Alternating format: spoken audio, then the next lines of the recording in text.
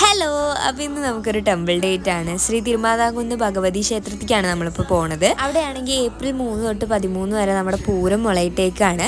അപ്പോൾ അതിൻ്റെ ഒരുക്കങ്ങളൊക്കെ നല്ല അടിപൊളിയായിട്ട് നടക്കുന്നുണ്ട്. അപ്പോൾ ഞങ്ങൾ തൊഴുകാൻ വേണ്ടി കയറി.